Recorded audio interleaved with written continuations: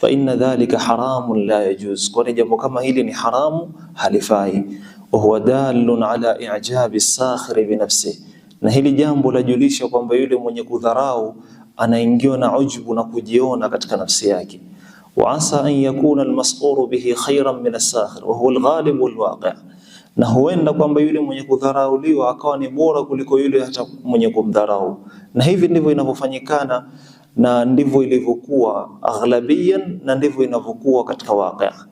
Mwenye kudharauliwa kawaida ni mwenye kuwa na ubora kuliko yule mwenye kumdharau, kwa sababu yule mwenye kudharau watu kawaida yeye yajiona yeye yuko juu ya kila mtu, yeye yajiona yeye mambo yake yote yako mbele ya kila mtu mwingine. Kwa hiyo haoni yale mapungufu ya nafsi yake, anakuwa yule mwenye kudharauliwa ni bora kuliko yeye mwenye kumdharau.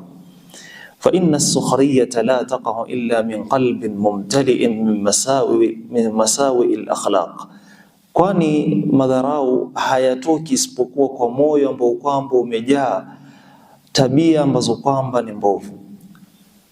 Mutahallim bikulli khuluqin dhamimin, moyo ambao kwamba umefungamanikana na tabia ambao kwamba ni yenye kusimangwa, tabia mbovu. Mutakhallin min kulli khuluqin karim, moyo ambao kwamba umekosekana ndani yake tabia ambao kwamba ni njema.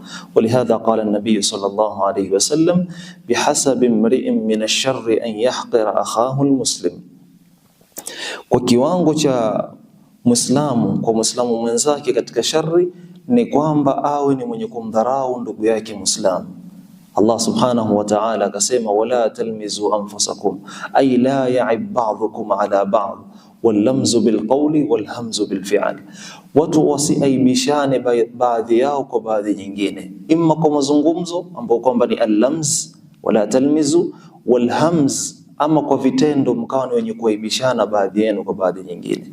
Wa kilahuma manhiyun anhu haramun mutawa'adun alayhi bin nar, haya yote mawili kuaibishana kwa kupitia kwa maneno na vitendo, yote haya ni haramu.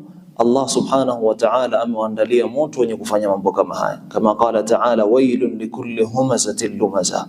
Allah subhanahu wa ta'ala akizungumzia kuaibishana kwa vitendo asema wailun, wale wao wenye kufanya haya mambo,